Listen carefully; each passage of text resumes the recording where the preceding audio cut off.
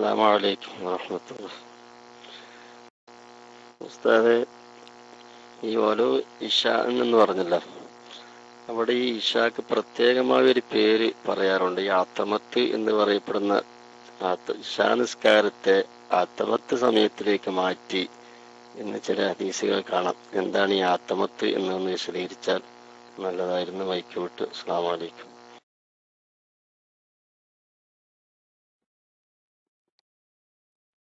അതൊന്നും ഞമ്മളെ നാട്ടിലൊന്നും ഇയാൾക്ക് വെറുതെ നേരം പോകാൻ ചോദിക്കുന്ന ചോദ്യമാണ് സൂര്യൻ. അത്തമത്ത് എന്ന് പറയാൽ പഴയ കാലത്ത് ബതുക്കളായ അറാബികളായ ആളുകള് ഇരുട്ട് മൂടിയതിനു ശേഷമായിരുന്നു ഒട്ടകത്തെ കറക്കാൻ ഉപയോഗിച്ചിരുന്നത്. അങ്ങനെ അവര് ഒട്ടകത്തെ രാത്രി സമയത്താണ് കറക്കുന്ന. ആ സമയത്ത് നിസ്കരിക്കുന്ന നിസ്കാരമായതുകൊണ്ട് അറാബികളായ ആളുകൾ സ്വലാത്തുൽ അത്തമത്ത് എന്നതിനെ പറ്റി പറയുമായിരുന്നു. അത് നബി സല്ലല്ലാഹു അലൈഹി വസല്ലം തങ്ങൾ വിരോധിച്ചതായി ഹദീസിൽ കാണാം. ലാ യഗ്രിബന്നകുമുൽ അറാബു അലസ്മി സ്വലാത്തികുമുൽ ഇശാ ഫഇന്നഹും യഖൂലൂന സ്വലാത്തുൽ അത്തമാ. നിങ്ങൾ ഇശാ നിസ്കാരത്തിന് നമ്മൾ ഇശാ എന്നാണല്ലോ പേര് പറയാ. ഈ പേര് അറാബികളായ ആളുകൾ അതിനെ അത്തമത്ത് എന്ന് പറയും. അത് നിങ്ങളെ അവർ പേരിൽ കീഴടക്കാതിരിക്കട്ടെ, അതുകൊണ്ട് നിങ്ങൾ ഇശാ എന്ന് തന്നെ പറഞ്ഞാൽ മതി. കാരണം ഒട്ടകത്തെ കറക്കാൻ വേണ്ടി ഇരുട്ടാകാൻ വേണ്ടിയിട്ട് കാത്തിരിക്കുമായിരുന്നു. ആ ഇരുട്ടാവുന്ന സമയത്ത് അവര് പറയുന്ന പേരാണ് അത്തമത്ത് എന്നത്. ആ അത്തമത്തിന്റെ സമയത്തുള്ള നിസ്കാരം ആയതുകൊണ്ട് സ്വലാത്തുൽ അത്തമ എന്ന് അവര് പറഞ്ഞിരുന്നു. നിങ്ങൾ അങ്ങനെ പറയണ്ട എന്ന് നബി സല്ലല്ലാഹു അലൈഹി വസല്ലം നിങ്ങൾ പഠിപ്പിച്ചിട്ടുണ്ട്. അതൊന്നും നമ്മളെ നാട്ടിലൊന്നും ഇല്ലാത്ത സംഗതിയാന്നേ.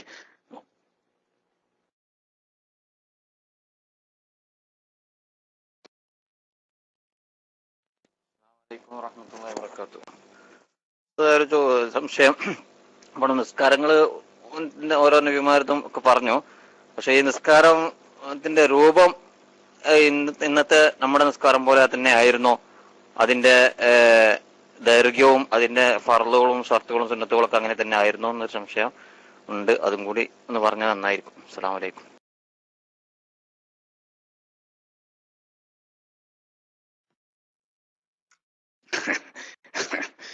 ഞാൻ പറഞ്ഞ കേസിക്ക് പേടിയാവും, പറയാതെന്നാ കേസിരി സമയം വെറുതെ കളയും ചെയ്യും. ഇതാണ് കോലം. ചൊളയാത്ത ചക്കക്ക് ഉറക്കൊഴിച്ചാ കേസിരി. അതൊക്കെ ഓലത് ഇങ്ങനെ തന്നെ ആയിരുന്നു എന്ന് വെക്കുക. എന്നാപ്പ എന്താ നമുക്ക് ഓലത് ഇങ്ങനെ എല്ലേന് നിൽക്കുക. എന്നാ എന്താപ്പ നമുക്ക് അത് രണ്ടും നമ്മളെ ബാധിക്കുന്ന വിഷയങ്ങൾ അല്ല. തന്നെയല്ല, നമ്മുടെ നിസ്കാരം ഈ രീതിയിൽ മറ്റുമ്മത്തുകൾക്കൊന്നും നൽകപ്പെട്ടിട്ടില്ല എന്നതാണ് വസ്തുത. അപ്പോ അതിന്റെ ഹുക്കുമുകളില്, അതിന്റെ റക്കാത്തിന്റെ രീതികളില്, വിധിവിലക്കുകളിലൊക്കെ കാലോചിതമായ മാറ്റങ്ങൾ ഉണ്ടായിരിക്കാം. പക്ഷേ ഈ സമയത്ത് നിർവഹിക്കപ്പെടുന്ന ഫർദ് നിസ്കാരം എന്ന നിലക്ക് അന്ന് പറഞ്ഞിരുന്ന പേര് തന്നെയാണ് ഇപ്പോഴും പറയുന്നത്. അതുകൊണ്ട് അന്നത്തെ രീതിയാണ് ഇപ്പോൾ എന്നോ അവർക്കും നമ്മൾക്കും അതിന്റെ ഫർദുകളും ഷർത്തുകളും കാര്യങ്ങളൊക്കെ നമ്മളെ പോലെ ആയിരുന്നു എന്നതിനർത്ഥമില്ല. എന്നല്ല, മിക്കവാറും വ്യത്യാസമുണ്ടായിരുന്നു. കൃത്യമായി നമുക്കത് അറിയിക്കപ്പെട്ടിട്ടില്ല. ഓക്കെ.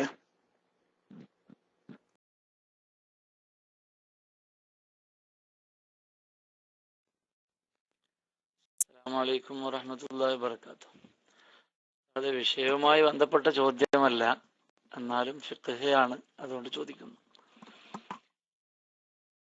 പിന്നെ ഈ റേഷൻ കടയിൽ നിന്ന് കൂടുതൽ വില കൊടുത്തിട്ട് അരി വാങ്ങി അത് മറിച്ച് വെക്കുന്ന ഏർപ്പാട്, അത് ശരിയാണ്? സാധാ അവിടെ കിട്ടുന്ന വിലക്കല്ല, കൂടുതൽ കൊടുത്തിട്ട് വാങ്ങി അത് കച്ചവടമായിട്ട് വേറെ ആൾക്ക് മറിച്ച് വെക്കുന്നൊരു സിസ്റ്റം. അതേപോലെ അവിടെ തന്നെ റേഷൻ കടയിൽ നിന്ന് കിട്ടിയ സാധനം അത് അവര് പിന്നെ അതിന്റെ യഥാർത്ഥ അവകാശികൾക്ക് തന്നെ കിട്ടി. അതവര് പിന്നെ കച്ചവടം ചെയ്യുന്ന ടീമിന് കൊടുത്തു. അത് അവര് കൂടുതൽ വിലക്ക് എന്താക്കുന്നു, വെക്കുന്നത്. അങ്ങനെ ഒരു തൊഴിലായി സ്വീകരിക്കുന്ന ഒരു ടീമുകളുണ്ട്. അതെങ്ങനെ ഹലാലാവോ, എന്താണ് അതിന്റെ വിധി എന്നറിയാൻ താല്പര്യപ്പെടുന്നു. അസ്സലാമു അലൈക്കും വറഹ്മത്തുള്ളാഹി.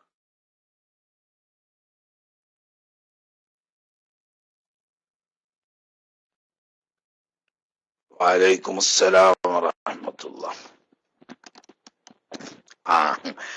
അത് രണ്ടും രണ്ട് ഹുക്കുമ. ആദ്യം പറഞ്ഞത് ഹറാമും രണ്ടാമത് പറഞ്ഞത് ഹലാലും ആവുന്നു. മനസ്സിലായിട്ടുണ്ടാവുമല്ലോ. അതായത് റേഷൻ ഷാപ്പിൽ ഗവൺമെന്റ് സബ്സിഡി കൊടുത്ത് അതിന്റെ ഉപഭോക്താക്കൾക്ക് കുറഞ്ഞ വിലക്ക് കൊടുക്കാൻ വേണ്ടി അനുവദിക്കപ്പെട്ട നിശ്ചിത യൂണിറ്റുകൾ അതിന്റെ അവകാശികൾക്ക് കൊടുക്കാതെയോ പൂഴ്ത്തിവെച്ചോ അവരെ അറിയിക്കാതെയോ ഒക്കെ പുറമേക്ക് മറച്ചു വെക്കൽ കടുത്ത ഹറാമും തെറ്റും കുറ്റവുമാകുന്നു. അതുകൊണ്ട് തന്നെ അത് വാങ്ങലും ഹറാമും തെറ്റും കുറ്റവുമാകുന്നു. മറ്റൊന്നുണ്ട്, റേഷൻ ഷാപ്പുകാർ കുറെ കള്ള കാർഡ് ഉണ്ടാക്കിയിട്ട് അതിന്റെ യഥാർത്ഥ ഉപഭോക്താക്കളും ഉടമകളും ഉണ്ടാവില്ല. കൃത്രിമമായിട്ട് കുറെ കള്ള കാർഡുകൾ ഉണ്ടാക്കിയിട്ട് അതിൽ അനുവദിക്കപ്പെടുന്ന യൂണിറ്റ് സബ്സിഡി വിലക്ക് ഗവൺമെന്റിൽ നിന്നിട്ട് വാങ്ങുകയും പുറത്തേക്ക് മാർക്കറ്റിലെ ഉയർന്ന വിലക്ക് മറച്ചു വെക്കുകയും ചെയ്യുന്നു. കടുത്ത തെറ്റും കുറ്റവും ഹറാമുമാകുന്നു. അത് രണ്ടും ഹറാമാകും. രണ്ടാമത്തെ നിങ്ങളെ ചോദ്യത്തിലില്ല, ഒന്നാമത്തതാണ് ചോദ്യത്തിലുള്ളത്. രണ്ടാമത്തെ ഞാൻ കൂട്ടിയതാണ്. അതും രണ്ടും ഹറാമാ. ഇനി മൂന്നാമത്തെ ഒന്നുണ്ട്. അവകാശികൾ കുറഞ്ഞ വിലക്ക് അവർക്ക് അനുവദിക്കപ്പെട്ട സാധനങ്ങൾ വില കൊടുത്ത് വാങ്ങി അത് കൂടുതൽ വിലക്ക് പുറത്തേക്ക് മറച്ചു വെക്കുന്നു. അത് ഹലാലാണ്, അതിന് കുഴപ്പമില്ല. അവിടെ അനുവദിക്കപ്പെട്ട വില കൊടുത്ത് തന്റെ അവകാശപ്പെട്ട അർഹതപ്പെട്ടത് വാങ്ങി, ആ കച്ചവടത്തിന് കുഴപ്പമൊന്നുമില്ല, ഹലാലാണ്. പിന്നെ അവൻ അത് കൂടുതൽ വിലക്ക് പുറത്തേക്ക് മറച്ചു വെക്കുന്നു, ഇസ്ലാമിൽ അതിനൊരു കുഴപ്പമില്ല. അതേ സമയത്ത് കൂടാതെ കഴിയൂല എന്ന് അറിഞ്ഞിട്ട് കാര്യമില്ല, കഴിയുന്നതും മരിച്ചു പോകണം എന്ന് വിശ്വാസമുള്ള മുസ്ലിമീങ്ങളായ ആളുകൾക്ക് ഇന്നത്തെ നമ്മുടെ നാട്ടിലെ വ്യവസ്ഥിതി പ്രകാരം റേഷൻ കച്ചവടം ചെയ്യുന്നത് ഹലാലാവൂല എന്ന് ഞാൻ പറഞ്ഞാൽ അത് അധികപ്പറ്റല്ല. കാരണം അതിന്റെ ലൈൻ അങ്ങനെ അളവിലും തൂക്കത്തിലും കൃത്രിമം കാണിക്കാൻ നിർബന്ധിതരാവുന്നു. പിന്നെ അവകാശികൾ ഇല്ലാത്ത കുറെ കള്ളരേഖകൾ ചമച്ച് സാധനങ്ങൾ എടുത്ത് അത് കരിഞ്ചന്ത വിലക്ക് പുറത്തു വിറ്റ് പൈസ ഉണ്ടാക്കുന്നു. അവകാശികളുടേത് യഥാസമയത്ത് നിരക്ക് കൊടുക്കാതെ കൃത്രിമം ചെയ്ത് അത് ശേഖരിച്ച് അത് മറച്ച് കരിഞ്ചന്തയിൽ വിൽക്കുന്നു. ഇങ്ങനെ ഒരുപാട് കടുത്ത ഹറാമുകൾ വരുന്നുണ്ട്. അപ്പോ അതിപ്പോ അവസാനം പറഞ്ഞത് ഹലാലാവുന്നുള്ളൂ. ഏത്? നമുക്ക് അനുവദിക്കപ്പെട്ട യൂണിറ്റ് അവിടെ നിശ്ചയിക്കപ്പെട്ട വില കൊടുത്ത് വാങ്ങി അത് നമുക്ക് വേണമെങ്കിൽ ഉപയോഗിക്കാം, അല്ലെങ്കിൽ പുറത്തേക്ക് മാർക്കറ്റ് അന്നന്ന് കിട്ടുന്ന വിലക്ക് വിൽക്കുക, അതിന് കുഴപ്പമില്ല.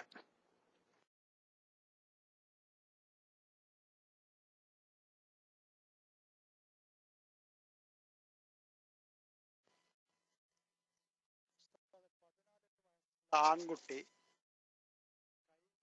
ഭാഗങ്ങൾ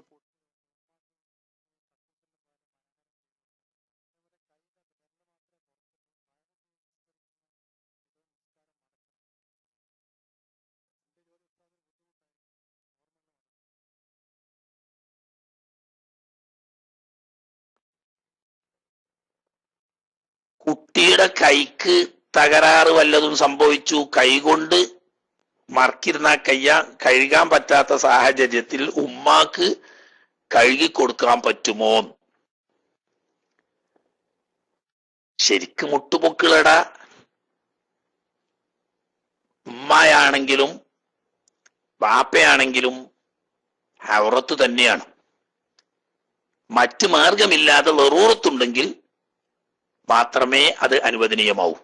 ഉദാഹരണം പറഞ്ഞാൽ ഇടത്തെ കൈയിനാണ് തകരാറ്, വലത്തെ കൈയിന് കുഴപ്പമൊന്നുമില്ല എങ്കിൽ ആ വലത്തെ കൈ കൊണ്ട് കഴുകുകയാണ് വേണ്ടത്, മറിച്ച് ഉമ്മ കഴുകി കൊടുക്കുകയല്ല. അങ്ങനെയൊന്നും കഴിയൂല, രണ്ട് കൈയിനും ഉദറാണ്. എന്നാ പിന്നെ ലറൂറത്ത് ആയതുകൊണ്ട് അനുവദനീയമാവും. പൊതുവിൽ ഉമ്മാക്കാണെങ്കിലും ബാപ്പാക്കാണെങ്കിലും ചെറിയ പൈതൽ മക്കളുടേത് ഉമ്മാക്ക് തൊടലും കാണലും ഒക്കെ അനുവദനീയമാണ്, കാരണം ഉമ്മാന്റെ പരിചരണം ആവശ്യമായതുകൊണ്ട്. അതേ സമയത്ത് മുതിർന്നു കഴിഞ്ഞാൽ 10 വയസ്സ് കഴിഞ്ഞാൽ പിന്നെ ഒന്നിച്ച് കിടക്കാൻ പോലും പാടില്ല എന്നാണല്ലോ നിയമം. ഉമ്മാന്റെ കൂടെ ആൺകുട്ടികളോ വാപ്പാന്റെ കൂടെ പെൺകുട്ടികളോ 10 വയസ്സ് മുതൽ കിടക്കാൻ പോലും പാടില്ല. ആ രീതിയിൽ തന്നെയാണ് ഔറത്ത് മുട്ടുമക്കളുടെ കാണലും തുടരുമൊക്കെ.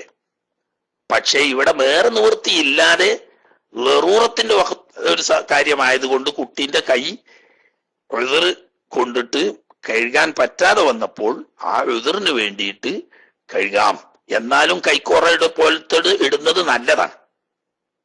പക്ഷെ ലറൂറത്തിന്റെ സമയത്ത് ഔറത്ത് കാണലും തുടരും ഒക്കെ ജായിസാവുന്ന അവസ്ഥയിൽ പെടാം. പിന്നെന്താ പറഞ്ഞ്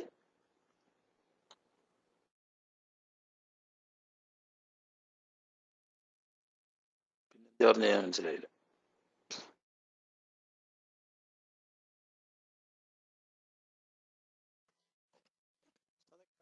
ഏതാനും ഭാഗങ്ങൾ പൊട്ടിയത് കൊണ്ട് എല്ല് പൊട്ടുന്ന പ്ലാസ്റ്റർ ഇട്ട് വിരല് മാത്രമേ പുറത്തുള്ളൂ.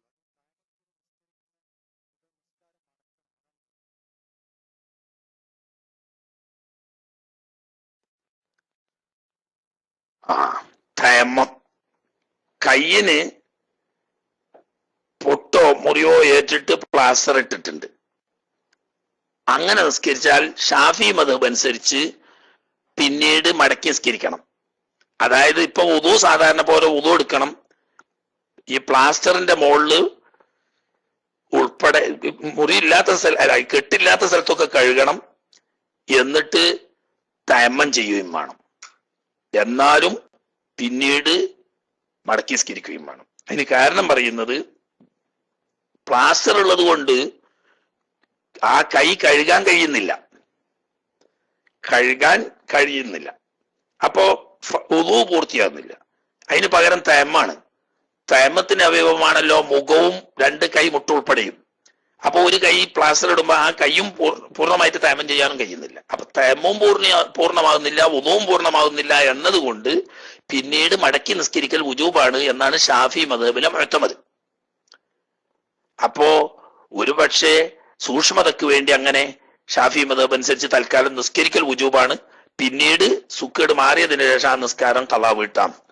അതല്ലെങ്കിൽ ഷാഫി മദ്ഹബിലെ തന്നെ ഇമാം നവവി റഹ്മത്തുള്ളാഹി അലൈഹി തങ്ങൾ മുഖ്താറാക്കിയ ഇമാം ഷാഫി തങ്ങളുടെ ഒരു രണ്ടാം ഖൗലുണ്ട്. കഴുകാൻ പറ്റുന്ന സ്ഥലങ്ങളൊക്കെ കഴുകുകയും തയമ്മം ചെയ്യാൻ പറ്റുന്നത് തയമ്മം ചെയ്യുകയും ചെയ്ത് നിസ്കരിച്ചാൽ പിന്നീട് മടക്കേണ്ടതില്ല എന്ന ആ ഖൗലനുസരിച്ച് അമൽ ചെയ്യുന്നതിനും കുഴപ്പമില്ല. പക്ഷേ ഷാഫി മദ്ഹബിലെ മുഅ്തമദ് അനുസരിച്ച് വുദൂഉം പൂർണ്ണമായിട്ടില്ല, തയമ്മവും പൂർണ്ണമായിട്ടില്ല എന്നതുകൊണ്ട് പിന്നീട് മടക്കി നിസ്കരിക്കണം എന്നാണ് നിയമം. ഖളാ വീട്ടുക എന്നല്ല പറയല്, മടക്കി നിസ്കരിക്കുകയാണ്. കാരണം നിസ്കാരം വഖത്തിൽ നിസ്കരിച്ചു, അതുകൊണ്ട് ഖളാ ആയിട്ടില്ല. പക്ഷെ വുദൂഉം തയമ്മവും പൂർണ്ണമാകാത്തത് കൊണ്ട് പിന്നീട് മടക്കി നിസ്കരിക്കണം എന്നതാണ് ഷാഫി മദ്ഹബിലെ മുഅ്തമദ്.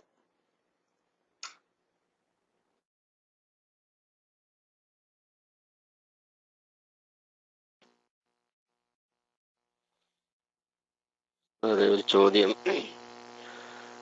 ولو شرع في غير الجمعة وقد بقي ما يسعها جاز له بلا قراءة أن يطولها بالقراءة والذكر حتى يخرج الوقت وإن لم يبق منها ركعة في المعتمد. എന്ന് ഇത് ആദ്യം വക്തിൽ നിസ്കരിക്കുന്ന ഒരു വ്യക്തിക്കാണല്ലോ ഈ പറഞ്ഞത്. അവൻ നിസ്കരിക്കാൻ തുടങ്ങി. ഉദാഹരണം, ഒരു ഇമാം അങ്ങനെ നിസ്കരിക്കാൻ തുടങ്ങി, അവനെ തുടർന്നവൻ അവൻക്ക് ഈ വക്തി വിശാലായിട്ടൊന്നും കാണുന്നില്ല. അങ്ങനെ അവനും ഈ ഇമാമിനെ തുടർന്ന് നിസ്കരിച്ചു. എന്നാൽ ഈ തുടർന്ന് നിസ്കരിക്കുന്നവനിക്ക് ഇത് ബാധകമാണോ, അല്ല ഈ വക്തിന്റെ വിശാലത കണ്ട് ആദ്യം നിസ്കാരം തുടങ്ങിയവനിക്ക് മാത്രം ബാധകമാണോ എന്നറിയാനാണ്. അസ്സലാമു അലൈക്കും.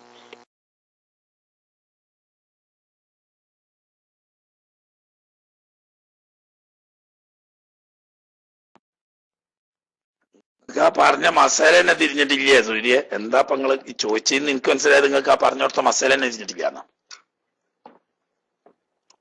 ഒരു മനുഷ്യൻ മുഅ്തദിലായ നിലക്ക് നിസ്കരിക്കുകയാണെങ്കിൽ നിസ്കാരം പൂർണ്ണമായിട്ട് വഖത്തിൽ കിട്ടാൻ സൗകര്യപ്പെടുന്ന ഒരു സമയത്ത് നിസ്കരിക്കാൻ തുടങ്ങി എന്നാ പറഞ്ഞ്. അത് അവ്വൽ വഖ്തായാലും വേണ്ടിയില്ല, ഔസത്ത് വഖ്തായാലും വേണ്ടിയില്ല, എപ്പോഴായാലും വേണ്ടിയില്ല. മുത്തവസ്സിത്തായ നിലക്ക് നിസ്കരിച്ച് വഖത്തിൽ പൂർത്തിയാക്കാൻ സൗകര്യപ്പെടുന്ന സമയത്ത് നിസ്കാരത്തിൽ പ്രവേശിച്ച ഒരു വ്യക്തി, അത് ഇമാമെന്നോ മൗമൂമെന്നോ ഒറ്റക്ക് നിസ്കരിക്കുന്നവനോ ഒന്നും പറയേണ്ട ആവശ്യമില്ല. നിസ്കരിക്കുന്ന ഒരു വ്യക്തി ഇമാമാണെങ്കിൽ നീട്ടി നിസ്കരിക്കാൻ ഇഷ്ടപ്പെടാത്ത മൗമൂമിങ്ങളാണെങ്കിൽ അയാൾക്ക് നീട്ടുന്നതിനൊരു പരിധി ഉണ്ട്. ആ പരിധി ഇവിടെയും ബാധകമാണ്. ഇവിടെ മാത്രമല്ല, എല്ലായിടത്തും ബാധകമാണ്. അപ്പൊ സാധാരണഗതിയിൽ എവിടേക്കേ പറ്റുള്ളൂ? ഒറ്റക്ക് നിസ്കരിക്കുന്നവനിക്ക് ആ നിയമം ബാധകമായി വരുള്ളൂ. കാരണം ഇഷ്ടം പോലെ നീട്ടാന്ന് അറിഞ്ഞത്, അല്ലെങ്കിൽ പിന്നെ അതിന് മാത്രം എത്ര വേണമെങ്കിലും നീട്ടാൻ വേണ്ടിയിട്ട് വാക്കാൽ സമ്മതിച്ച മാസൂര്യങ്ങളായ മൗമൂമാവുകയും മത്രൂക്കായ വള്ളി അല്ലാതിരിക്കുകയും ഒക്കെ ചെയ്താൽ നീട്ടാന്ന് പണ്ട് നമ്മൾ പറഞ്ഞ ആ സാഹചര്യത്തിൽ ഇങ്ങനെ നീട്ടിയെടുക്കാൻ പറ്റുള്ളൂ സുന്നത്തായ കാര്യങ്ങളെ കൊണ്ട്. അത് പിന്നെ നേരത്തെ പണ്ട് പഠിച്ച മസലല്ലേ. ചുരുക്കി പറഞ്ഞ മുത്തവസ്സിത മിതമായ നിലക്ക് നിസ്കരിക്കുകയാണെങ്കിൽ പൂർണ്ണമായും വക്തിൽ നിസ്കരിക്കാൻ സൗകര്യപ്പെടുന്ന ഒരു സമയത്ത് നിസ്കരിക്കാൻ തുടങ്ങിയ ഒരു വ്യക്തി, ആ വ്യക്തി നിസ്കാരം നീട്ടി, ആ നീട്ടിയ അത് ഇമാമായാലും വേണ്ടിയില്ല മൗമൂമായാലും വേണ്ടിയില്ല ഒറ്റയ്ക്ക് നിസ്കരിക്കുന്നവനായാലും നീട്ടാൻ പറ്റുന്ന സമയത്ത്, ഇമാമാണെങ്കിൽ നീട്ടാൻ പറ്റാത്ത സമയമുണ്ട് നിങ്ങൾക്ക് അറിയോളെ, പറ്റുന്ന സമയത്ത് നീട്ടി, ആ സമയത്ത് തുടങ്ങിയാൽ അവർക്ക് നീട്ടാം.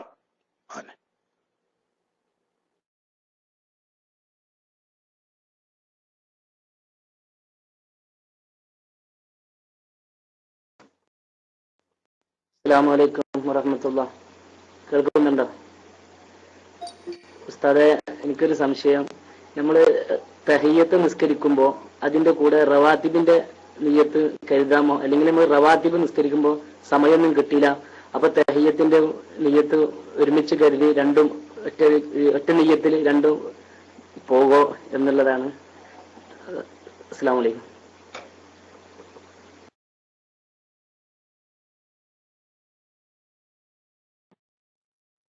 വലൈക്കും അസ്സലാം. തഹിയ്യത്ത് നിസ്കരിക്കുന്ന കൂട്ടത്തിൽ റവാത്തിബ് കൂടി കരുതാ, അതിന് കുഴപ്പമൊന്നുമില്ല. തഹിയ്യത്ത് സുന്നത്ത് ഉണ്ടാണെങ്കിൽ പള്ളി കയറി ഉടനെയാണല്ലോ. പള്ളി കയറി രണ്ടും കൂടി വേറെ വേറെ നിസ്കരിക്കാൻ സമയമില്ല, അങ്ങനെ ഒരു സമയത്ത് ഔട്ടിക്കോളി. അല്ലെങ്കിൽ തഹിയ്യത്ത് റവാത്തിബ് സ്വന്തം നിസ്കരിക്കാൻ പറ്റാത്തൊരു സമയത്താ, രണ്ടും കൂടി കരുതിയ ഒരു കുഴപ്പമില്ല. രണ്ടും കൊണ്ടും ജമാഅത്ത് തുടങ്ങാനായിന് ആദ്യം തഹിയ്യത്ത് നിസ്കരിച്ച് പിന്നെ റവാത്തിബ് നിസ്കരിക്കാനുള്ള സമയം കിട്ടൂലെന്നുണ്ട്. എന്നാ രണ്ടും കൂടി കരുതിയാൽ രണ്ടിന്റെ കൂലിയും കിട്ടും.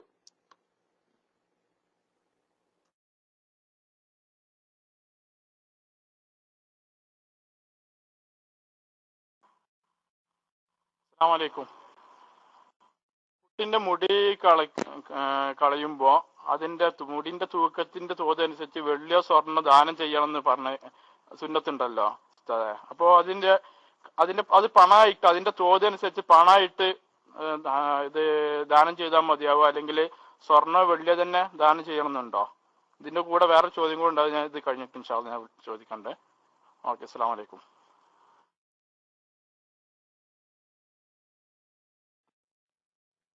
വലൈക്കും അസ്സലാം.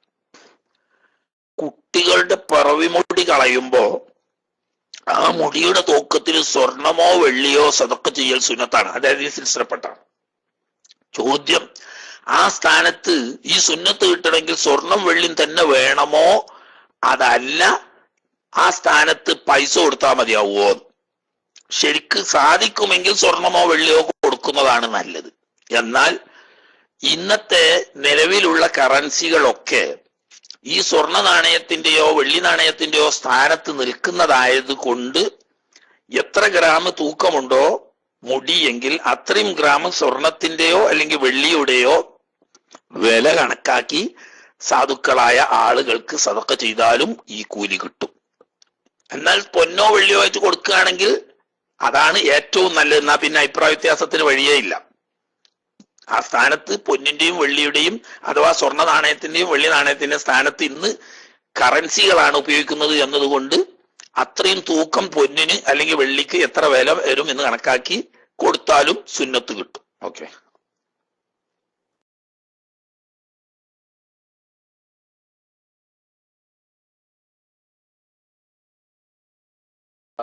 അസ്സലാമലൈക്കും ഉസ്താദ്. ഈ ചെറിയ കുട്ടിയെ ഹാഫിളാക്കാനാണ് ആഗ്രഹം. അപ്പൊ ആ കുട്ടിക്ക് സ്വർണ്ണം ഇട്ട് കൊടുക്കുന്നതിന്റെ വിധി കറാത്താണോ, അങ്ങനെ എന്തെങ്കിലും അതിനെ പറ്റി ഒന്ന് പറയാമോ ഉസ്താദ്? അസ്സലാമലൈക്കും.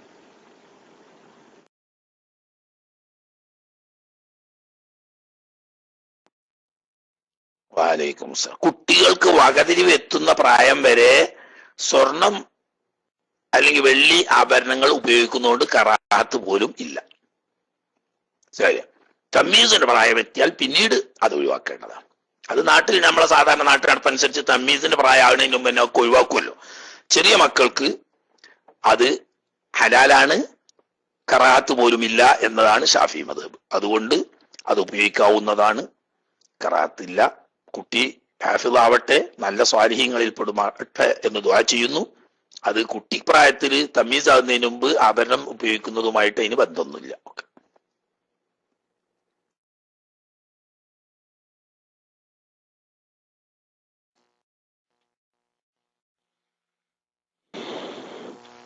അതെ, ഈ തഹജ്ജുദ് നിസ്കാരത്തിന് റക്അത്തിന് എണ്ണമില്ലല്ലോ.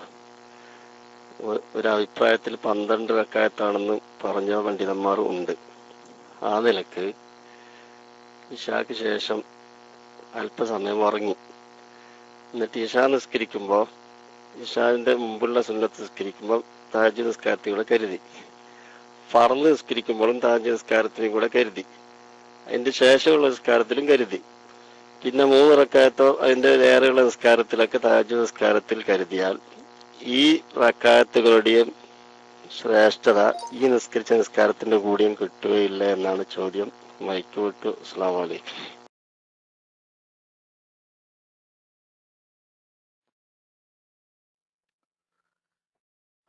കിട്ടുണ്ടല്ലേ? ഇൻഷാ അല്ലാഹ്. എത്ര റക്അത്തും ആവാം. ചുരുങ്ങിയത് 1 റക്അത്താകാം. ഒരാൾക്ക് 100 റക്അത്ത് നിസ്കരിക്കാൻ കഴിയുമെങ്കിൽ അത്രയും ആവാം. 12 എന്നൊന്നും പറയുന്നത് അതൊരു എണ്ണപ്പെട്ട കൗലല്ല. കാരണം മുത്തലഖ് സുന്നത്തിന്റെ ഹുക്കുമ, മുത്തലഖ് സുന്നത്ത് ഇത്ര റക്അത്തെ നിസ്കരിച്ചു കൂടൂ എന്നില്ല. തഹജ്ജുദ് ഇശാഇന്റെ ശേഷം അല്ലെങ്കിൽ രാത്രി ഉറങ്ങി എഴുന്നേറ്റതിന് ശേഷം സുബഹിന്റെ മുമ്പ് നിസ്കരിക്കുന്ന നിസ്കാരങ്ങളൊക്കെ തഹജ്ജുദ് തന്നെയാണ്. തഹജ്ജുദ് എന്ന് പ്രത്യേകം കരുതിയാലും ഇല്ലെങ്കിലും, ഇപ്പൊ ഉദാഹരണം വിത്രൊക്കെ നിസ്കരിക്കുന്നത് തഹജ്ജുദ് എന്ന് പ്രത്യേകം കരുതിക്കൊള്ളണമെന്നില്ല. വിത്ര എന്ന് കരുതിയാൽ തന്നെയും ഇശാ നിസ്കരിച്ച് ഇട്ടുകൊണ്ട് ഉറങ്ങി എഴുന്നേറ്റതിന് ശേഷമാണ്, സുബി ആയിട്ടും ഇല്ല, ആ സമയത്ത് നിസ്കരിക്കുന്ന തസ്ബീഹ് നിസ്കാരം നിസ്കരിച്ചാലും വിത്ര നിസ്കരിച്ചാലും ഇനി തറാവീഹ് നിസ്കരിച്ചാലും അതൊക്കെ ഈ പറയുന്ന തഹജ്ജുദിൽ പെടും. തഹജ്ജുദ് എന്നത് മുത്തലഖ് സുന്നത്തായതുകൊണ്ട് അത് ഏത് നിസ്കാരം അനുവദനീയമാവുന്ന ഏത് നിസ്കാരവും നിസ്കരിച്ച ആ സമയത്തായാൽ അത് പ്രത്യേകം തഹജ്ജുദ് എന്ന് കരുതിയാലും കരുതിയിട്ടില്ലെങ്കിലും ആ പുണ്യം കിട്ടും.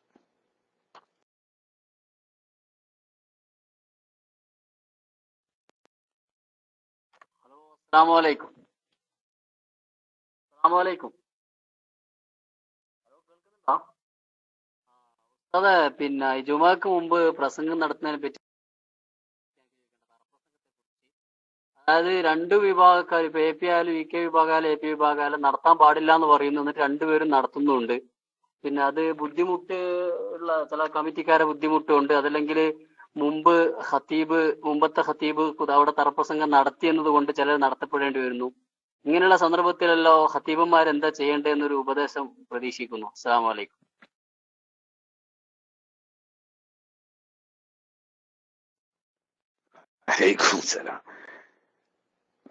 അവിടെ ഖത്തീബിനോട് ഉപദേശിക്കാൻ മാലിമീങ്ങളേക്കാരുള്ള ഖത്തീബന്മാര് ഈമാൻ കാര്യം ആറാവുന്നു എന്ന് ആ ഖത്തീബിന് പറഞ്ഞു കൊടുക്കുക.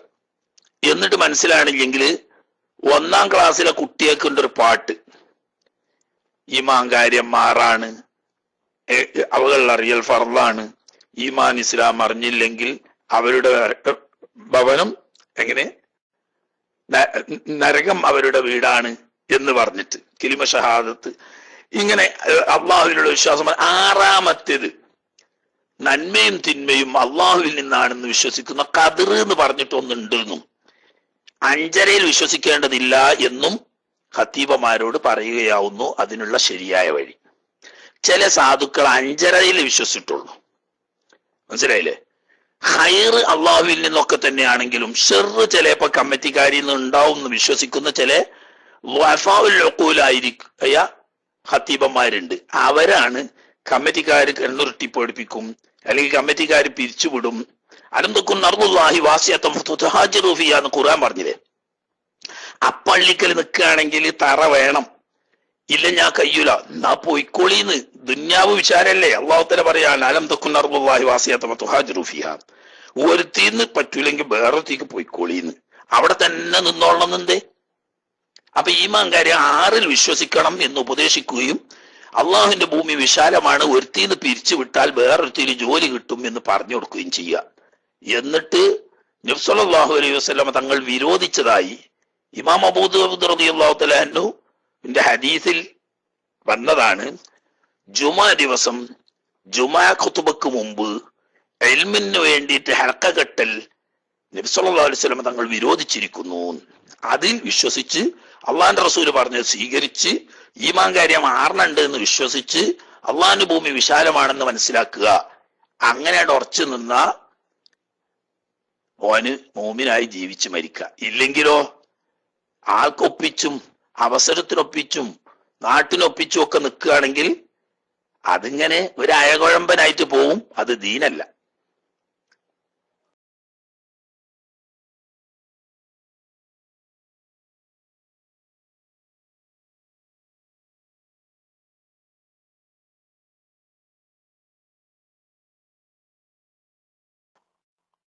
അസ്സലാമലൈക്കും.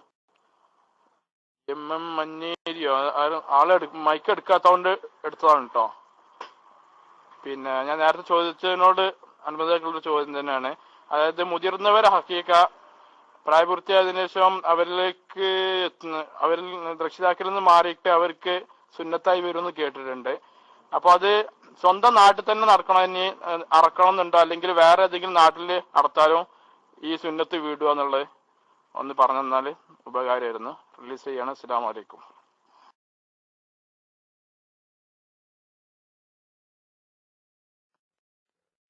വലൈക്കും സലാം. അവനാളുള്ളോടത്ത് തന്നെ ചെയ്താൽ നന്ന്. നാട്ടിൽ അവനവൻ എവിടെയാണുള്ളതെന്ന് വെച്ചാൽ അവിടെ ചെയ്താലാണ് നല്ലത്. എന്നാൽ മറ്റൊരു നാട്ടിൽ അറക്കുന്നതുകൊണ്ട് ഒരു കുഴപ്പമൊന്നുമില്ല. അർത്ഥ നാട്ടിൽ കൊടുക്കുക എന്നല്ലാതെ ഇന്ന നാട്ടിൽ നിന്ന് അറക്കണം എന്ന് നിർദ്ദേശമൊന്നുമില്ല. എന്നാൽ നമ്മളുള്ള സ്ഥലത്താവുമ്പോ നമ്മളെ ജന്മത്തിൽ ശുക്ർ ചെയ്യാനാണ് യഥാർത്ഥത്തിൽ ഈ ഹക്കീക്കത്ത് എന്ന് അറിയണതേ. ഒരു കുട്ടി ജനിച്ചതിന് ഒരു വലിയ നിഅമത്ത്, അതിന് ശുക്ർ എന്നുള്ള നിലക്കാം. അത് നമ്മളുടെ ജന്മത്തിൽ ശുക്ർ എന്നുള്ള നിലക്ക് ഉമ്മ ബാപ്പാക്ക് അത് ചെയ്യാൻ പറ്റിയിട്ടില്ലെങ്കിൽ പിന്നെ നമുക്ക് ചെയ്യാം. അപ്പോൾ നമ്മളുടെ അല്ലാഹു തആല നമുക്ക് തന്ന ജന്മത്തിലുള്ള ശുക്റാണ്. അപ്പൊ നമ്മൾ ഉള്ളോടത്ത് ചെയ്യലാണ് കൂടുതൽ നല്ലത്. എന്നാൽ എവിടെ വെച്ചും ചെയ്യാം.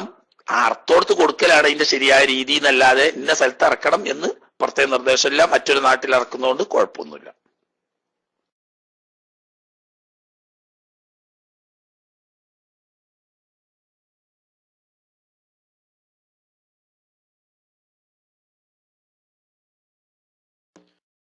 ഉസ്താദെ, എനിക്ക് വദാന്റെ തവാഫിനെ കുറിച്ചാണ്.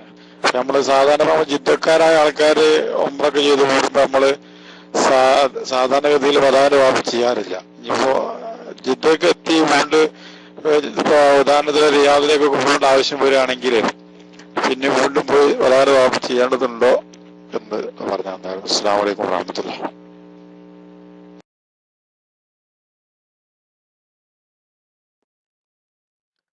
വലൈക്കും അസ്സലാം. വദാഇന്റെ തവാഫ് എന്നത് മക്ക ഷരീഫിൽ നിന്നും 2 മർഹലയോ അതിൽ കൂടുതലോ ദൂരം വരുന്ന സ്ഥലത്തേക്ക് യാത്ര പുറപ്പെടാൻ ഉദ്ദേശിക്കുന്നവർക്ക് വാജിബാകുന്ന ഒരു കാര്യമാവുന്നു. അപ്പോ മക്കയിൽ നിന്ന് പോരുന്ന ജിദ്ദയ്ക്ക് അപ്പൊ ഉദ്ദേശമുള്ളൂവെങ്കിൽ മക്കയിൽ നിന്ന് പോരുന്ന സമയത്ത് 2 മർഹലയിൽ താഴെയുള്ള സ്ഥലം ഉദ്ദേശിച്ചുകൊണ്ടാ പുറപ്പെടുക. അപ്പൊ തവാഫ് ചെയ്യൽ സുന്നത്താ, വുജൂബില്ല. പിന്നെ ജിദ്ദയിൽ എത്തിയതിന് ശേഷം റിയാദ് പോലെയുള്ള ദൂരദിക്കുകളിലേക്ക് പോകാൻ ഒരുങ്ങുമ്പോൾ തവാഫ് ചെയ്യൽ ഇസ്ലാമിൽ കൽപ്പനയില്ല. മക്കം വിടുന്നവർക്ക് തവാഫ് വേണ്ടു. മക്കം വിടുമ്പോ തന്നെ നിങ്ങൾ റിയാദ് പോകാനാണ് ഉദ്ദേശമെങ്കിൽ തവാഫ് ചെയ്യൽ വുജൂബാണ്. അല്ല ജിദ്ദയ്ക്ക് പോലെ ഉദ്ദേശമുള്ളൂവെങ്കിൽ സുന്നത്തേ ഉള്ളൂ. ആ സുന്നത്തനുസരിച്ച് നിങ്ങൾ ഇവിടെ വന്നു ചെയ്തില്ല. പിന്നീട് പുതിയൊരു യാത്ര നാട്ടിലേക്കോ അതില്ലെങ്കിൽ റിയാദിലേക്കോ പോകുമ്പോൾ നേരത്തെ ഒമ്പോ ചെയ്ത് പോരുമ്പോ അതായത് തവാഫ് ചെയ്തിട്ടില്ല എന്ന് പറഞ്ഞാൽ അതിനായിട്ട് പോകേണ്ട ആവശ്യമില്ല. അങ്ങനെ തവാഫ് വുജൂബില്ല. മക്ക വിടുമ്പോൾ 2 മർഹലയോ അതിൽ കൂടുതലോ ദൂര ഉദ്ദേശം ഉണ്ടെങ്കിൽ വുജൂബാണ്, അല്ലെങ്കിൽ സുന്നത്തുമാണ്.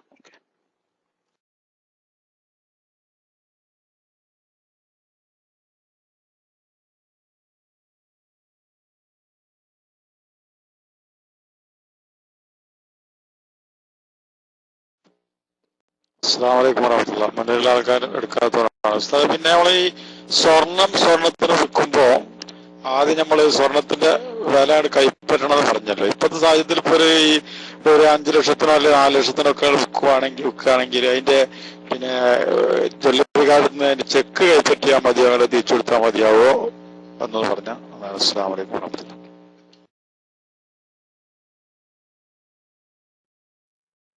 നിങ്ങളെ മൈക്ക് സുഹൃത്തെ തീരെ ക്ലിയർ ഇല്ല. ശബ്ദമുണ്ട്, പക്ഷെ എന്തോ ഒരു പെരപര ശബ്ദം കേട്ടിട്ട് എനിക്ക് നിങ്ങൾ പറഞ്ഞ ഒന്നും മനസ്സിലായിട്ടില്ല. ഇനി വേറെ ആർക്കെങ്കിലും മനസ്സിലായില്ലെങ്കിൽ ഓല് പറയാ, അല്ലെങ്കിൽ നിങ്ങൾ തന്നെ ആ മൈക്കൊന്ന് ക്ലിയർ ആക്കിയിട്ട് പറയാം. ശബ്ദമുണ്ട്, പക്ഷെ എന്താണ് പറയുന്നത് അക്ഷരങ്ങളൊന്നും വ്യക്തമാകുന്നില്ല, ഒരു പെരപര ശബ്ദം കേൾക്കുന്നു. അതുകൊണ്ട് ചോദ്യം എനിക്ക് മനസ്സിലായിട്ടില്ല. മനസ്സിലാകാതെ ചോദ്യത്തിന് ഉത്തരം പറയാനും കഴിയൂലല്ലോ. അപ്പൊ ഒരിക്കൽ നിങ്ങൾ അതൊന്ന് മൈക്ക് ക്ലിയർ ആക്കിയിട്ട് രണ്ടാമതെടുത്ത് ചോദിക്കുക. ഒച്ചുണ്ട്, ഒച്ചല്ലേയല്ല, പക്ഷേ ഈ പെരപ്പരപ്പുള്ളത് കൊണ്ട് അക്ഷരങ്ങളൊന്നും വ്യക്തമായിട്ടില്ല. ഒന്ന് ക്ലിയർ ആക്കിയിട്ട് രണ്ടാമതെടുത്ത് ചോദിക്കാം, കുഴപ്പമില്ല. കാരണം ചോദ്യം ശരിക്കും വ്യക്തമായെങ്കിലല്ലേ നമുക്ക് മറുപടി അറിയാൻ കഴിയുള്ളൂ.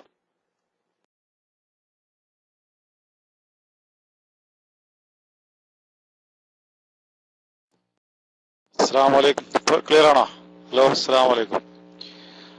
ഉസ്താദെ, ഞാൻ പറഞ്ഞത് പിന്നെ സ്വർണം വിൽക്കുമ്പോ അതായത് സ്വർണത്തിന്റെ വില നമ്മൾ കൈപ്പറ്റിയിട്ട് വീണ്ടും തിരിച്ചു കൊടുക്കാം. സ്വർണത്തിന് വിൽക്കുമ്പോ അപ്പൊ ഈ പണം കൈപ്പറ്റുന്നതിന് പകരം പിന്നെ ഈ ചെക്ക് വാങ്ങിയിട്ട് ആ ചെക്ക് തിരിച്ചു കൊടുത്താൽ മതിയോ എന്നതാണ്.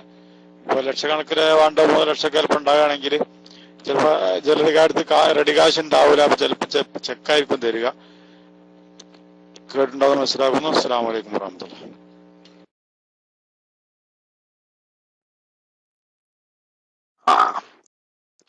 സ്വർണം വിറ്റ് സ്വർണം വാങ്ങാൻ ഉദ്ദേശിക്കുമ്പോഴുള്ള മസല സുഹൃത്ത് ചോദിച്ചത് നല്ലൊരു മസലയാണ്.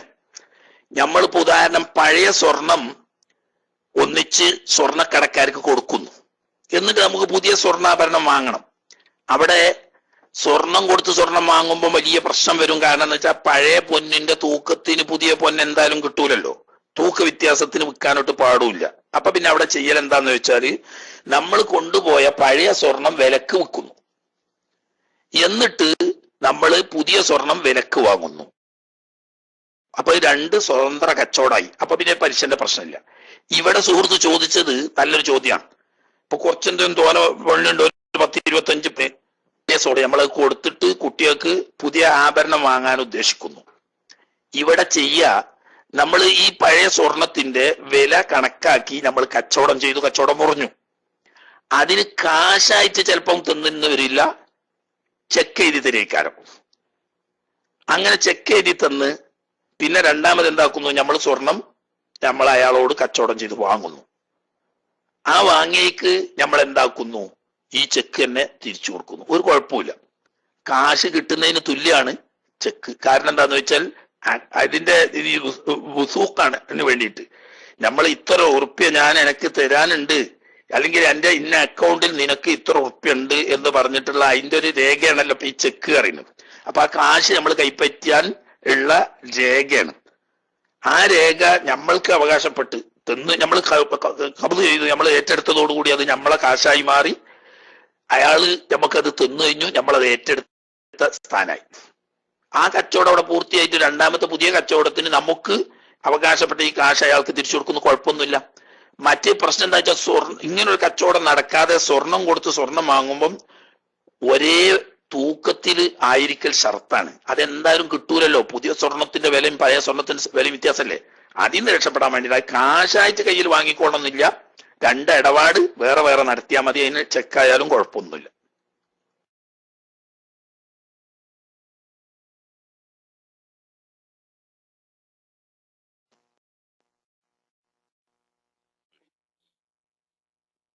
റഷീദ് ഖാനാണ് കാണുന്നില്ല സാർ.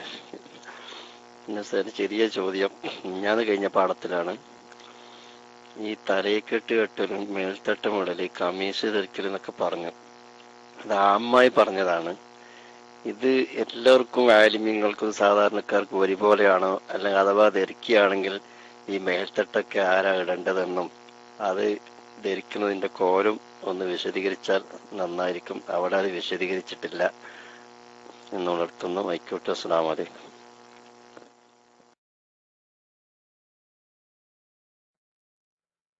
വലൈക്കും അസ്സലാം. അതൊക്കെ ഉറുഫ് അനുസരിച്ച് തീരുമാനിക്കേണ്ടതാണ്.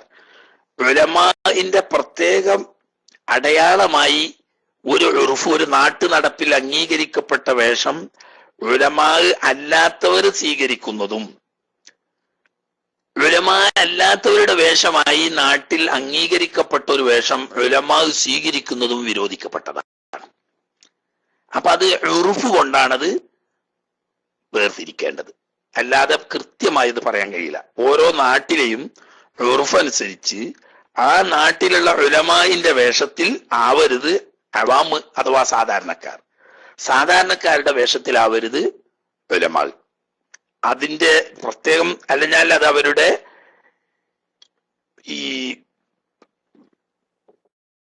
അവരുടെ പ്രത്യേകമായ രീതി വിട്ട് പോകുമ്പം മുറുവത്തിന് കേടുപറ്റും.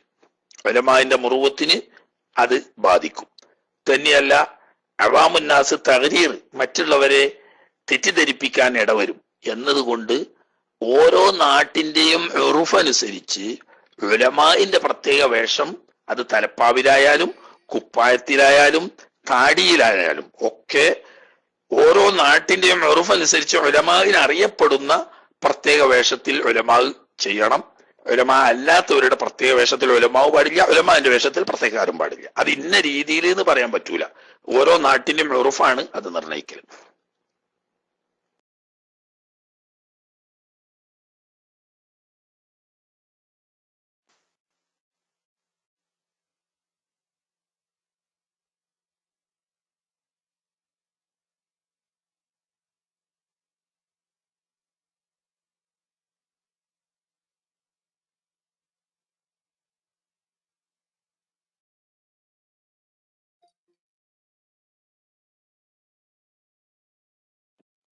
കല്ലേരിയ ഒച്ചല്ല, വിമാനം കടലുണ്ട് എന്നാ പറഞ്ഞ ആ ഒച്ചയുള്ളു. വിമാനം അങ്ങനെ പോകുമ്പോ ഉണ്ടാകുന്ന ഒച്ച ഉണ്ടല്ലോ, ആ ഒച്ചയുള്ളൂ. മറ്റേത് ചിലപ്പം ആണെങ്കിൽ റെക്കോർഡിങ്ങിലൊക്കെ ആയിരിക്കും, അതിൽ നിന്ന് മാറ്റാൻ മറന്ന് കല്ലേരി മൈക്ക് എടുത്ത് ഇതയ്ക്കും. കുറെ നേരം അതിൻ്റെ മുകളില് ഞാൻ കുട്ടികളോട് ആരോടെങ്കിലും കത്രിക ഒപ്പിച്ചാലോ എന്ന് കരുതിയിരുന്നു, ശബ്ദമില്ല എന്ന് കരുതിയിട്ട്. ഏതായാലും ഇപ്പൊ മൈക്ക് എടുത്തപ്പോ ശബ്ദം ഉണ്ടായിട്ടില്ല, ശബ്ദം വരട്ടെ അപ്പൊ പറയാം.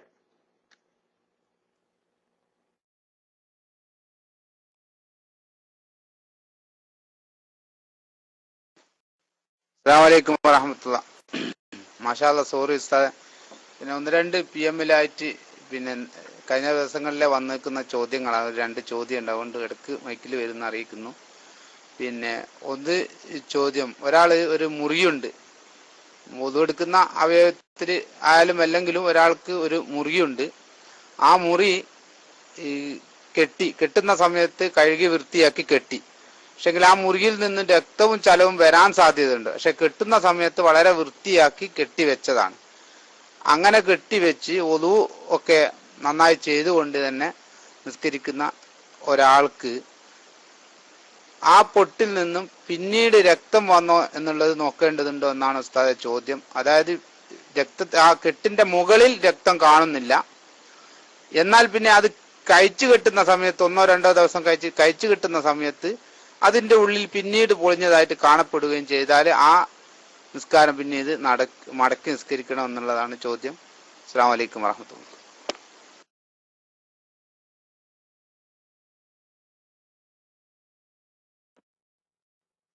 വലൈക്കും അസ്സലാം. ഒരാവശ്യമില്ല. അതായത് നമ്മൾ രക്തത്തിന് അഫുവിനെ പറ്റി പറഞ്ഞല്ലോ.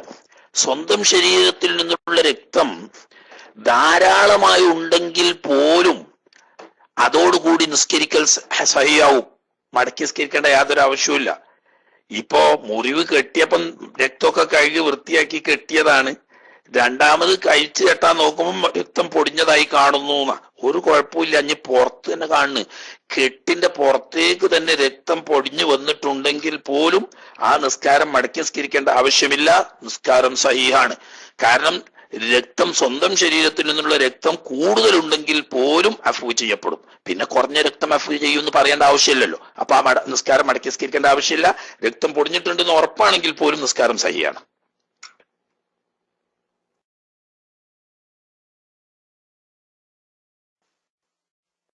അസ്സലാമലൈക്കും വറഹ്മത്തുള്ളാഹി വബറകാതുഹു. പിന്നെ ഒരു ചോദ്യം ഉസ്താദ്, ഒരു 4 ചോദ്യങ്ങൾ അടങ്ങുന്ന ഒരു ചോദ്യമാണ്. പക്ഷെ വിഷയമെല്ലാം ഒന്നായതുകൊണ്ട് ഇടക്കിടക്ക് മൈക്കിൽ വരുന്നത് ശരിയല്ല എന്ന് മനസ്സിലാക്കി മുഴുവൻ പറയുന്നു.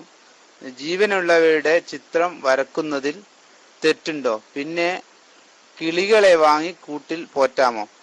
മറ്റൊന്ന് അതുമായിട്ട് ബന്ധപ്പെട്ടത് തന്നെ, പിന്നെ മദീനയിൽ നിന്നൊക്കെ വാങ്ങുന്ന ഈത്തപ്പഴത്തിന്റെ പൊതിയുടെ മുകളിൽ പള്ളിയുടെയും അതുപോലെ തന്നെ റൗള ഷരീഫിന്റെയും ഒക്കെ ഫോട്ടോകൾ കാണുന്നു.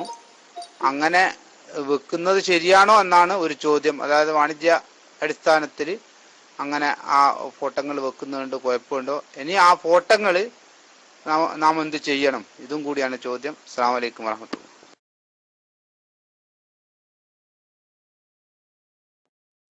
വലൈക്കും അസ്സലാം. ജീവനുള്ള വസ്തുവിന്റെ ഫോട്ടോ ജീവൻ നിലനിൽക്കുന്ന രീതിയിൽ വരയ്ക്കാൻ പാടില്ല, ഇസ്ലാം വിരോധിച്ചിരിക്കുന്നു. എന്നാൽ ഈ പ്രതിമയായിട്ട് ഉണ്ടാക്കുന്നതേ ഹറാമുള്ളൂ, ഫോട്ടം കൊണ്ട് വിരോധമില്ല എന്നൊക്കെ ചില ആളുകൾ പറഞ്ഞിട്ടുണ്ടെങ്കിലും ശരിക്ക് സൂക്ഷ്മത, ജീവൻ നിലനിൽക്കുന്ന രീതിയിൽ ഒരു ജീവിയുടെ ഫോട്ടോ വരക്കലും ഫോട്ടോ എടുക്കലും ഒന്നും ശരിയല്ല, വിരോധിക്കപ്പെട്ടതിൽപ്പെട്ടതാണ്. ജീവൻ നിലനിൽക്കുക അപ്പൊ പറഞ്ഞേക്ക് നമ്മൾ ഈ പാസ്പോർട്ട് സൈസ് ഫോട്ടോ ഉണ്ടല്ലോ, അത് അതിൽ പെടൂല എന്നർത്ഥം. കാരണം എന്താന്ന് വെച്ചാൽ ജീവൻ നിലക്കൂല. ഒരു മനുഷ്യന്റെ കയ്യും അരന്റെ കീപ്പട്ടും ഇല്ലാതെ വെറും ഉടലിന്റെ കുറച്ച് ഭാഗവും കൗത്തും തലയും മാത്രമേ ഇമ്മൽ ഉണ്ടാവുള്ളൂ. അങ്ങനെ ഒരു മനുഷ്യന് ജീവിക്കാൻ കഴിയില്ല. അപ്പൊ അങ്ങനെ ജീവൻ നിലനിൽക്കാത്ത രീതിയിലാണെങ്കിൽ കുഴപ്പമില്ല. ജീവൻ നിലനിൽക്കുന്ന രീതിയിൽ ജീവനുള്ള വസ്തുക്കളുടെ ചിത്രം വരയ്ക്കാൻ പാടില്ല എന്ന് ഹദീസുകളിലൊക്കെ പറഞ്ഞിട്ടുണ്ട്. അതുകൊണ്ട് അത് ഒഴിവാക്കേണ്ടതാണ്. പിന്നെന്തേ പറഞ്ഞ് മദീനയിലെ പിന്നെന്താ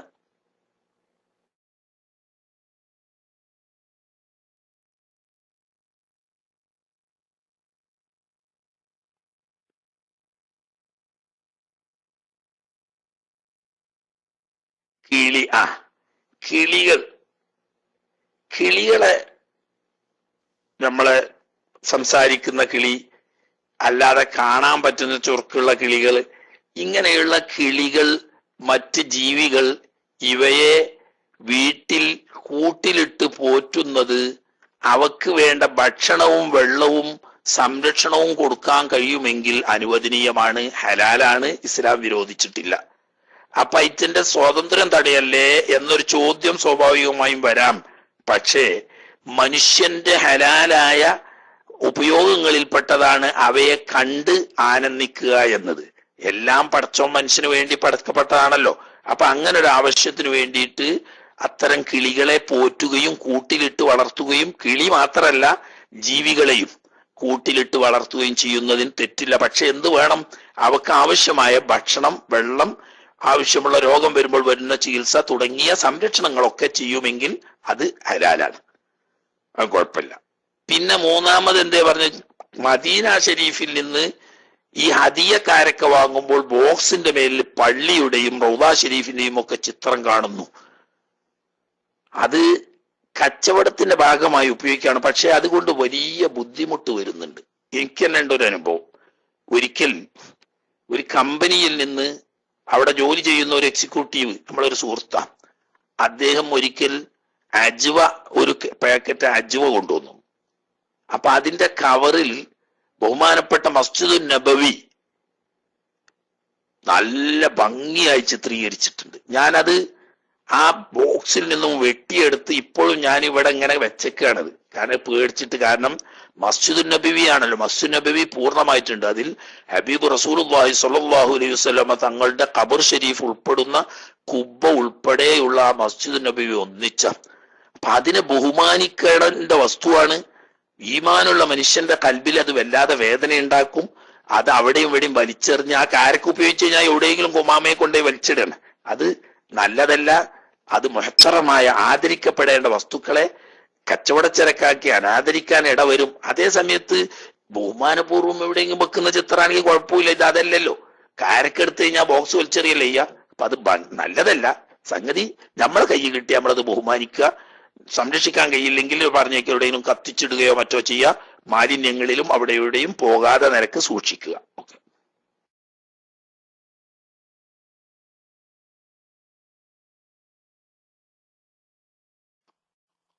അസ്സലാമു അലൈക്കും. ഉസ്താദ്, ഇത് പറഞ്ഞപ്പോഴാണ് ഒരു കാര്യം. ഞാനിപ്പോൾ സൗദിയിലെ ഷോപ്പിലാണ്.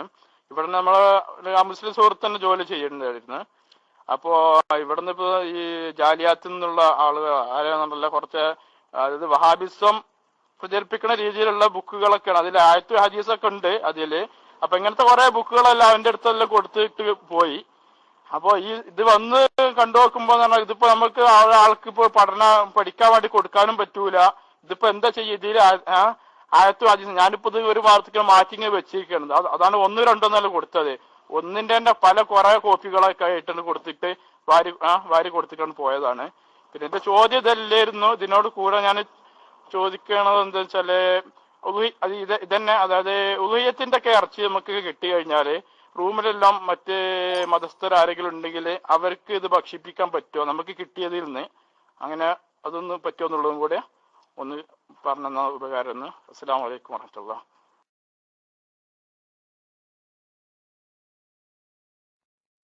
വലൈക്കും അസ്സലാം വറഹ്മത്തുള്ളാഹി. ഖുർആനും ഹദീസും ഉൾപ്പെടെയുള്ള ബഹുമാനിക്കപ്പെടുന്ന വസ്തുക്കളുള്ള, എന്നാൽ ഇവരുടെ വിഷലിപ്തമായ ആശയങ്ങൾ പ്രചരിപ്പിക്കാൻ വേണ്ടിയിട്ടുണ്ടാക്കുന്ന ഈ കൊച്ചു പുസ്തകങ്ങളൊക്കെ കയ്യിൽ വന്നാൽ അവിടെ നജസിലും മാലിന്യങ്ങളിലും ഇടാൻ പാടില്ല. കാരണം അതിൽ ഖുർആന് ഹദീസ് പോലെയുള്ളതൊക്കെ ഉണ്ട്.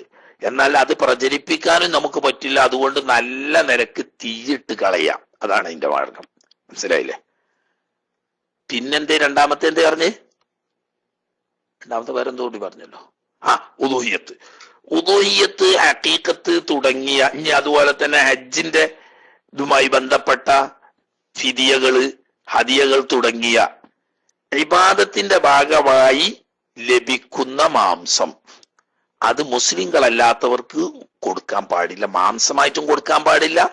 അത് ഭക്ഷണം പാചകം ചെയ്ത് കഴിക്കുന്ന സമയത്ത് അതിൽ നിന്ന് മുസ്ലിങ്ങളായ ആളുകൾക്ക് കൊടുക്കാൻ പാടില്ല. അത് വർഗീയതയല്ല, മറിച്ച് ഇബാദത്തിന്റെ ഭാഗമാണ് ഉലൂഹിയത്ത്, ഹഖീഖത്ത്, ഫിദിയ, ഹദിയ തുടങ്ങി. അത് ആരാധനയുടെ ഭാഗമായതുകൊണ്ട് അതിന്റെ അർഹരായ മുസ്ലിമീങ്ങൾക്ക് മാത്രമേ ഉപയോഗിക്കാൻ പാടുള്ളൂ. അങ്ങനെ നിങ്ങൾ ഉണ്ടാക്കുമ്പോൾ നിങ്ങളുടെ റൂമിൽ മറ്റ് സമുദായക്കാരുണ്ടെങ്കിൽ വേറൊരു പാത്രത്തിൽ 1 കിലോ നല്ല ഇറച്ചി പുറത്തുനിന്ന് വാങ്ങി കൊണ്ടുവന്നിട്ട് അത് വെച്ച് കൊടുക്കുക. ഇതിൽ നിന്നിട്ട് പാചകം ചെയ്ത് കഴിക്കുന്ന ഭക്ഷണത്തിന്റെ ഭാഗം പോലും അമുസ്ലിമുകൾക്ക് കൊടുക്കാൻ പാടില്ല എന്നതാണ് വിധി. അത് നമ്മൾ ഹജ്ജിന്റെ മസല പറഞ്ഞ സമയത്ത് വിശദമായി പറഞ്ഞിരുന്നു. ഇപ്പോൾ ചുരുക്കി പറയുന്നു, കൊടുക്കാൻ പാടില്ല എന്നതാണ് നിയമം.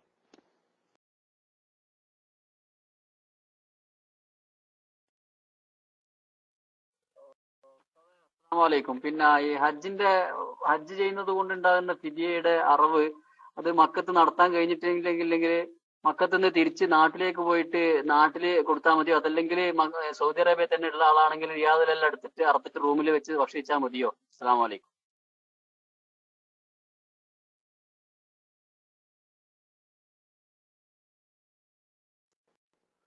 വലൈക്കും അസ്സലാം. ഹജ്ജിന്റെ അറവുമായി ബന്ധപ്പെട്ടത് അത് മക്ക ഷരീഫിൽ തന്നെ അറക്കണം. ഹറമിന്റെ പുറത്ത് എവിടെ അറുത്താലും പോരാ. അപ്പൊ അങ്ങനെ തൽക്കാലം സാധിച്ചില്ലെങ്കിലോ? എന്നാൽ പിന്നെ വിശ്വസ്തനായ ഒരാളെ ഏൽപ്പിച്ചാലും മതി മക്കയിൽ വെച്ച് അറക്കാൻ. നാട്ടിൽ പോയിട്ട് നാട്ടിൽ നിന്ന് അറുത്താലും പോരാ. അതുപോലെ തന്നെ മക്കയുടെ പുറത്ത് ഇപ്പൊ ജിദ്ദയിലോ അല്ലെങ്കിൽ റിയാദിലോ ദമാമിലോ പോലത്തെ ഒക്കെ സ്ഥലത്ത് വെച്ചിട്ട് അവിടെ നിന്ന് അറുത്തിട്ട് കൊടുത്താലും പോരാ. ഹജ്ജും ഉംറയുമായി ബന്ധപ്പെട്ട എല്ലാ അറവുകളും ഹറമിന്റെ ബൗണ്ടറിക്കുള്ളിൽ മാത്രമേ സ്വീകരിക്കപ്പെടുകയുള്ളൂ, സഹിയാവുകയുള്ളൂ. പുറത്ത് നടത്താൻ പറ്റൂല. അപ്പൊ ഞമ്മക്ക് ഞാൻ പോകാൻ പറ്റാത്ത ഉദാഹരണം, എക്സിറ്റ് അടിച്ചു പോയി, നാട്ടിലാണ്. എന്നാ പിന്നെ ഞമ്മക്ക് വിശ്വസിക്കാൻ പറ്റുന്ന ഒരാളെ വിളിച്ച് അയാളെ വക്കാലത്ത് ഏൽപ്പിച്ചാൽ മതി, നമുക്ക് വേണ്ടി ഇറക്കാം. ഏതായാലും ഹറമിൽ മാത്രമേ പറ്റൂ, പുറത്തു നടത്താൽ അതുകൊണ്ട് അറവ് വിടൂല.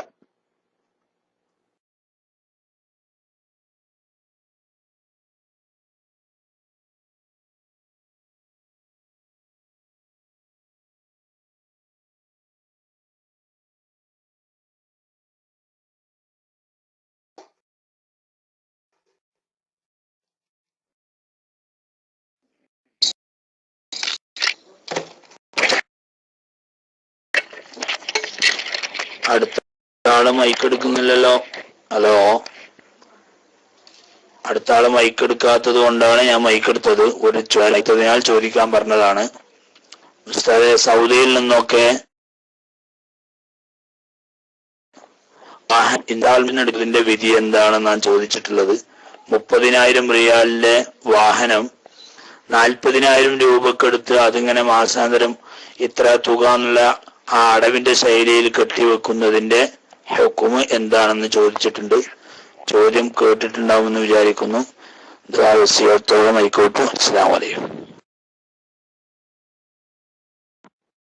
വലൈക്കും അസ്സലാം. റെഡി കാശ് കൊടുത്താൽ 30,000 റിയാലിന് കിട്ടുന്ന ഒരു വാഹനം 2 കൊല്ലം അല്ലെങ്കിൽ 3 കൊല്ലമായിട്ട് മാസത്തിൽ 1,500 അല്ലെങ്കിൽ 1000 വീതം അടച്ചാൽ 40,000 റിയാലിന് എടുക്കുന്നു. അത് ഗഡുക്കളും വിലയും നിശ്ചയിച്ചുകൊണ്ട് കച്ചവടം മുറിഞ്ഞാൽ അത് ഹലാലാണ്. പക്ഷെ എന്ത് വേണം, രണ്ടാലൊരു കച്ചവടം ഓർക്കണം. റെഡി കാശിനാണെങ്കിൽ 30,000-ന്, ഗഡുക്കളെ ഇറക്കുകയാണെങ്കിൽ 40,000-ന് എന്ന് പറഞ്ഞ് കച്ചവടം ചെയ്യാൻ പറ്റൂല. നിങ്ങൾ എങ്ങനെ എടുക്കുന്നത്? റെഡി കാശ് ആണോ? എന്നാൽ ഞാൻ റെഡി കാശ് 30,000-ന് എടുത്തു, അങ്ങനെ 30,000-ന് ഞാൻ വിറ്റു, അങ്ങനെ തീർക്കണം. അതല്ല 2 കൊല്ലത്തെ മാസം തോറും ഇത്ര വീതം അടച്ചിട്ട് 2 കൊല്ലം കൊണ്ട് അടച്ചു തരാ എന്ന വ്യവസ്ഥയിൽ 40,000-ന് എടുത്തു, വിറ്റു, അത് അനുവദനീയമാണ്. രണ്ടാലൊന്ന് ഏച്ചുകൂട്ടിക്കൊണ്ട് പറ്റൂല. ഏതെങ്കിലും ഒന്ന് നിർണയിച്ച് ചെയ്യണം. വില നിർണയിക്കണം, ഗഡു നിർണയിക്കണം. എന്നിട്ട് നിങ്ങൾ അടവിനാണോ എടുക്കണമെങ്കിൽ അത് വ്യക്തമായി ആ നിരക്ക് കച്ചവടം ചെയ്യണം. അങ്ങനെ ചെയ്താൽ അതുകൊണ്ട് കുഴപ്പമില്ല, അനുവദനീയമാണ്. സമയം പരിമിതമാണ്, വളരെ കുറച്ച് സമയം കൂടിയുള്ളൂ. എസർവാങ്ക് ഇങ്ങനെ മുന്നോട്ട് വന്നുകൊണ്ടിരിക്കുകയാണ്. അപ്പം മുന്നിലുള്ളവർ എടുക്കണില്ലെങ്കിൽ അടുത്തുള്ളവർ എടുത്തോളി. വേഗം മൈക്ക് എടുക്കണം, കുറഞ്ഞ സമയം കൂടിയേ ബാക്കിയുള്ളൂ.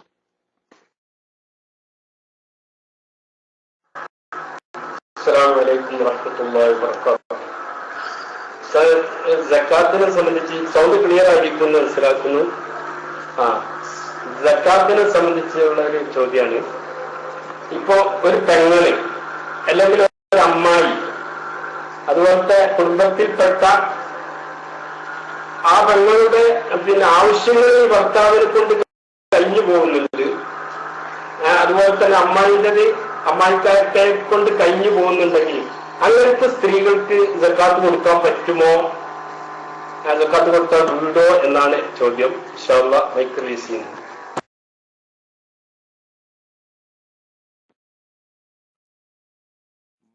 ഭർത്താവ് ചെലവ് കൊടുത്തിട്ട് ജീവിതമാർഗം നടക്കുന്ന ഭാര്യക്ക് ഫക്കീർ എന്ന നിലക്കും മിസ്കീൻ എന്ന നിലക്കും സക്കാത്ത് കൊടുക്കാൻ പറ്റുകയില്ല. 8 വിഭാഗത്തിൽ ഫക്കീർ മിസ്കീൻ അല്ലാത്ത വഴിയാത്രക്കാര്, അതല്ലെങ്കിൽ കടം കൊണ്ട് വലഞ്ഞവർ, പുതുമുസ്ലിം തുടങ്ങിയ മറ്റ് മാർഗങ്ങളിലൂടെ സക്കാത്ത് വാങ്ങാൻ അർഹതപ്പെട്ടതാണെങ്കിൽ ആ വിഭാഗത്തിൽ നിന്ന് കൊടുക്കാവുന്നതാണ്.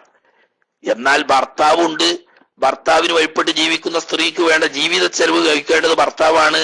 അപ്പൊ ഭർത്താവിന്റെ ചെലവ് കൊണ്ട് ജീവിക്കുന്ന അവസ്ഥയായതുകൊണ്ട് ഫക്കീറിന്റെ ഹുക്കുമും മിസ്കിന്റെ ഹുക്കുമും അവർക്ക് ബാധകമല്ല. ബാക്കി സക്കാത്ത് വാങ്ങാൻ പറ്റുന്ന ഏതെങ്കിലും വകുപ്പിൽ അവകാശിയാണെങ്കിൽ ആ നിലക്ക് കൊടുക്കാവുന്നതാണ്.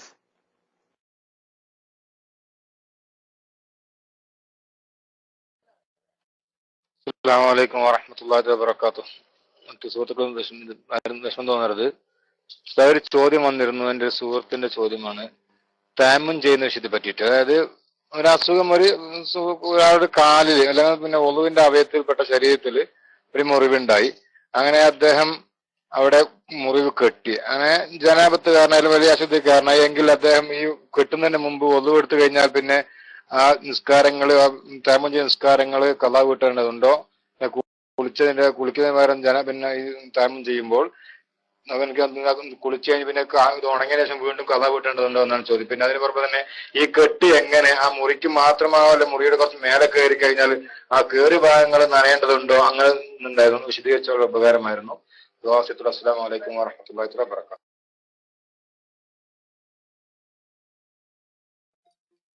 വലൈക്കും അസ്സലാം വറഹ്മത്തുള്ളാഹി. തയമ്മത്തിന്റെ അവയവമല്ലാത്ത വുദൂവിന്റെ അവയവത്തിലോ ശരീരത്തിന്റെ മറ്റു ഭാഗത്തോ മുറിവുണ്ടായാൽ അവ കെട്ടിയിട്ട് കുളിക്കുന്ന സമയത്ത് ബാക്കി ഭാഗങ്ങളൊക്കെ കുളിക്കുകയും ഇതിനു വേണ്ടി തയമ്മം ചെയ്യുകയും ചെയ്താൽ പിന്നെ മടക്കി നിസ്കരിക്കേണ്ട ആവശ്യമില്ല.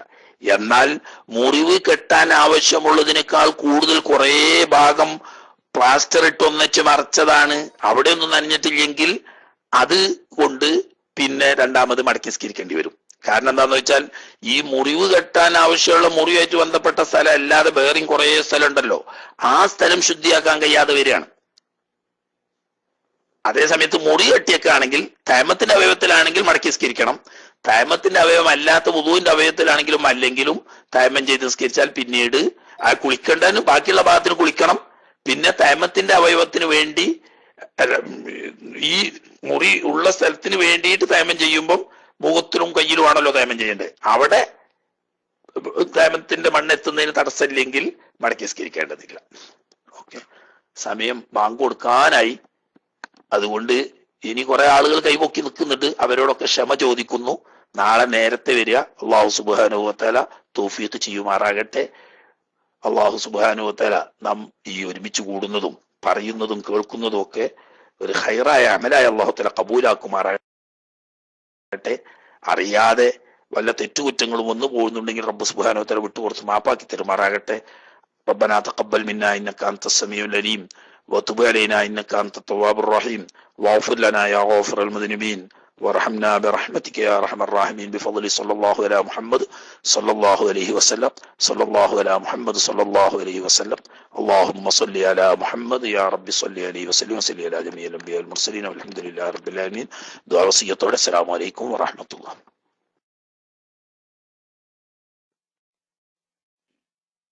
വലൈക്കും അസ്സലാം വറഹ്മത്തുള്ളാഹി വബറകാതുഹു. മാഷാ അല്ലാഹ്, ജസാക്കല്ലാഹ്. ബഹുമാനപ്പെട്ട അബൂ ഷാക്കിർ ഉസ്താദിന്റെ ക്ലാസ്